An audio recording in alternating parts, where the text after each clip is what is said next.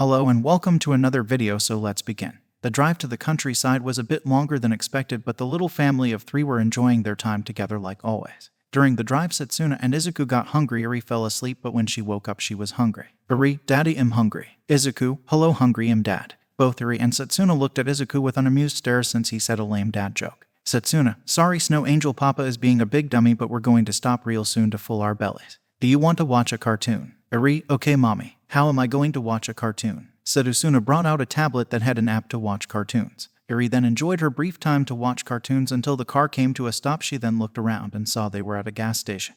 Izuku, Eri, come with me, we can get a meal here since we're close to Grandma and Grandpa's. There aren't many big restaurants, so let's get something from here, okay? Eri, okay. The three got off and went inside to the gas station. Convenience store. Setsuna carried Eri to the part of the store where they had the meals as they picked out 3 meals and some small candies for dessert. Izuku paid to fill up the gas tank. Setsuna paid for the food. The three got in the car and ate. When they finished, Eri was curious to know how long till they arrived. Eri, Daddy, how much longer until we're at Grandma and Grandpa's? Izuku, it should be another 40 minutes. Ochako and Bakugo were the only ones in the dorm complex. Ochako began to think about where everything in her life began to go wrong as she denied the reason her sleeping with Katsuki was the issue. It was then she accepted her mistake. Now she desperately wished time would rewind and her nightmare would end. There was a knock at her door. When she opened it, there standing at the door were her parents. Ochako, Mom, Daddy, what are you doing here? Mr. Uraraka. Well, it's Christmas break and we thought we'd pick you and that boyfriend of yours up. Mrs. Uraraka. I can't wait to meet our future son-in-law. Ochako didn't know how to explain the fact that she fucked her own life up by cheating on him. At this very moment, shit was about to hit the fan. Katsuki stormed into her room shouting, Katsuki, alright round face, we're fucking the entire break, so get ready. Ochako's parents were in the room with disgusted looks at the young man. Katsuki, who's the old fart? Mrs. Uraraka. I thought you said Izuku was a respectful young man. Katsuki, Deku him 50 times better than he is. He was too much of a coward to fuck Pink Cheeks, so I fucked her. They broke up. Just then Ochako's dad touched Katsuki's shoulder, applying 7 tons to his body. He then fell through 5 floors. Coincidentally, Aizawa's room was below where Ochako's room was built. When the dust settled, Katsuki heard a woman scream. As he looked up, he saw Aizawa and a woman with seafoam green hair in the reverse cowgirl position.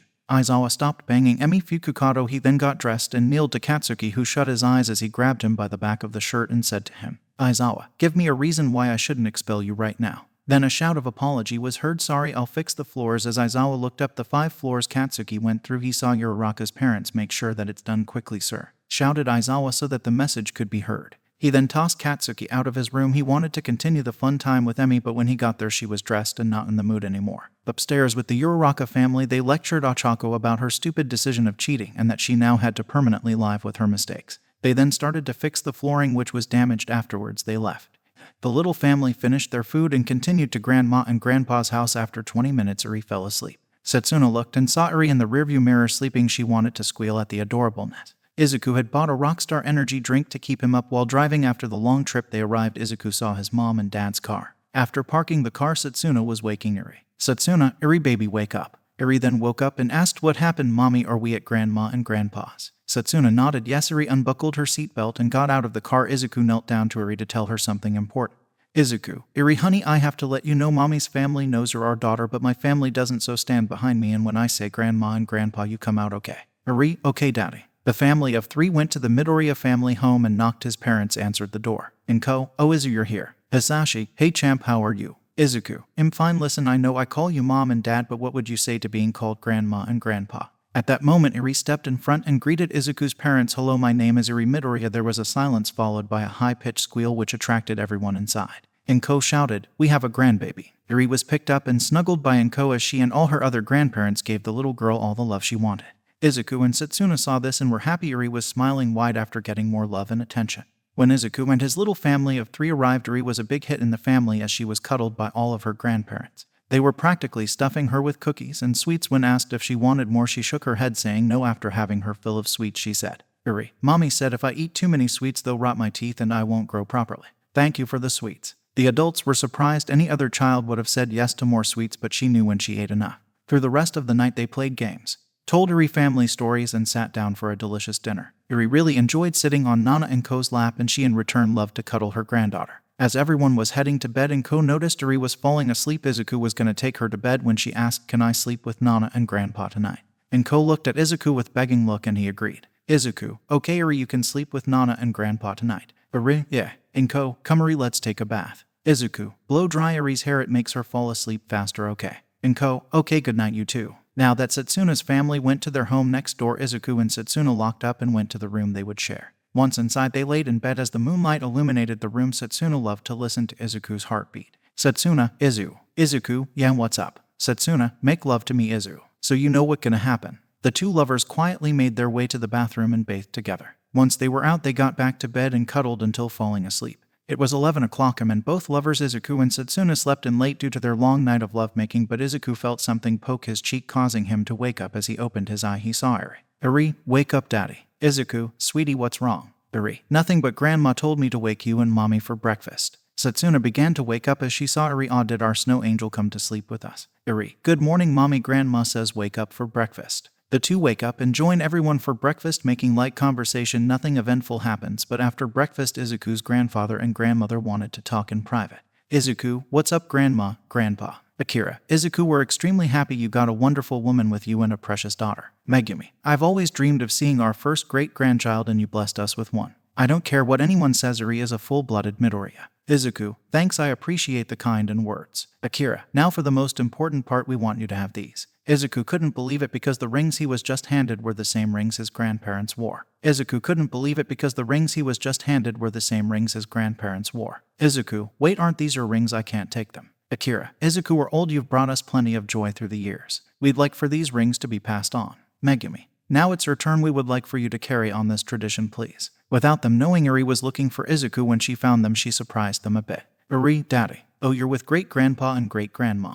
I'm sorry, did I bother you? Izuku, no, Snowball, what's up? Eri, I wanted to know what we would do today. What's in your hand, daddy? Izuku, well, I wanted to ask you, how much do you love mommy? Eri, I love mommy tons. Why? Izuku, well, I wanted your opinion because I would like her to become a Midoriya too. Eri, how will she become a Midoriya? Izuku, well, I'm gonna ask her to marry me. He showed the rings to her and her eyes sparkled. She was excited to know mommy would become a Midoriya like her. Eri, when did you buy the rings? Izuku, your great-grandpa and great-grandma gave them to me. These are the ones they wore. Akira, well, Eri, you see, we gave the rings to your daddy because we might not have much time and we want them to be passed down. Eri, not much time, I don't get it. Megumi, you see, Eri, me and great-grandpa are old, we don't know if we'll wake up tomorrow. Eri began to cry, realizing that they might die any day. She ran and embraced both of them. She activated her quirk and a blinding light engulfed Izuku's grandparents. When it died down, Izuku saw a young man and woman who looked to be in their late 20s, early 30s. She activated her quirk and a blinding light engulfed Izuku's grandparents. When it died down, Izuku saw a young man and woman who looked to be in their late 20s, early 30s.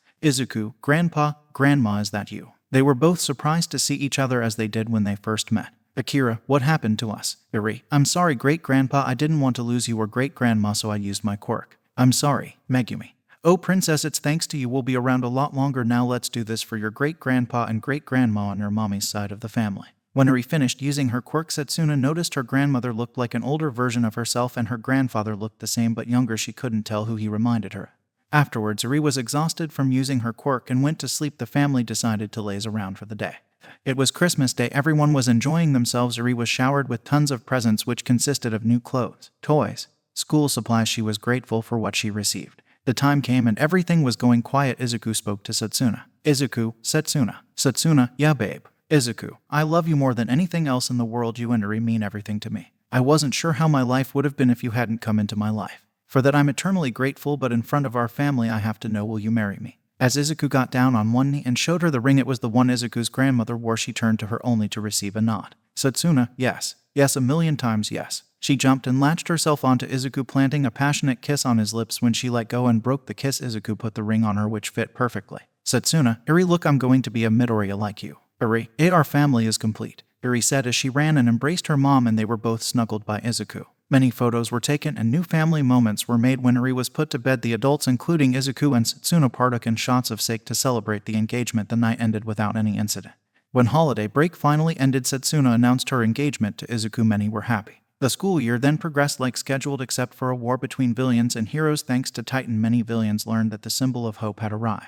After the war, UA graduation had come and many had graduated except Bakugo, since, like Izuku predicted, failed his provisional license exam, which was a requirement to meet for graduation before becoming an actual hero. Izuku was given the honor of valedictorian. He gave the speech that shook many to the core. This was a boost for many who truly wanted change.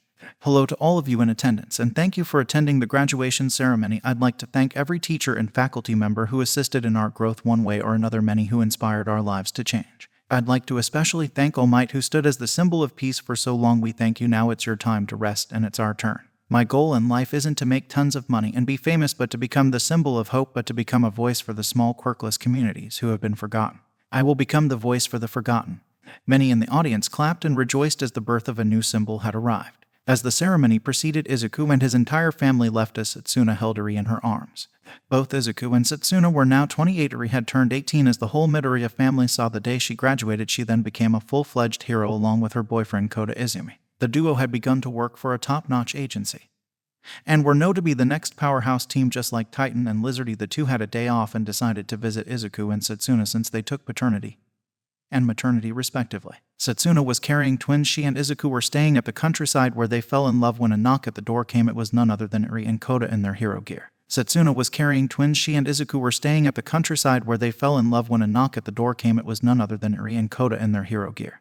And I, to be honest, would have gone with Nightingale and Water Hero Torrent. Izuku answered the door and saw his daughter. He then hugged her and carried her like she was still the little 8-year-old she once was. Eri, Dad, stop, I'm not a little girl anymore. Izuku, but you'll always be my snowball. Kota was just smirking and snickering, trying not to laugh since the scene was just too funny to him. Izuku, so what brings you two here? Eri, we had a few days off and I wanted to see you and Mom. Kota also wanted to talk to you and Mom. The trio walked to the living room as Setsuna was seated on the sofa with her 7-month swollen belly. Setsuna, Snow Angel, it's nice to see you again. Eri, Mommy, how are you and my baby siblings doing? Setsuna, we're doing well. The babies are very energetic these days. Eri, that's good to hear. Kota wants to talk to you and Daddy. Setsuna, well, Izumi-kun, we're waiting. Kota, I would like your permission to marry your daughter, Eri. He exclaimed in a loud voice, then bowed his head. Then Eri chimed in to put her 2 cents. Eri, we already have our rings. Izuku had the look. It was the same look he gave villains to put the fear of God in them. He walked up to Kota, who looked ready to run in fear. Izuku had the look. It was the same look he gave villains to put the fear of God in them. He walked up to Kota, who looked ready to run in fear. Second later was hugged and heard, welcome to the family, please take care of her.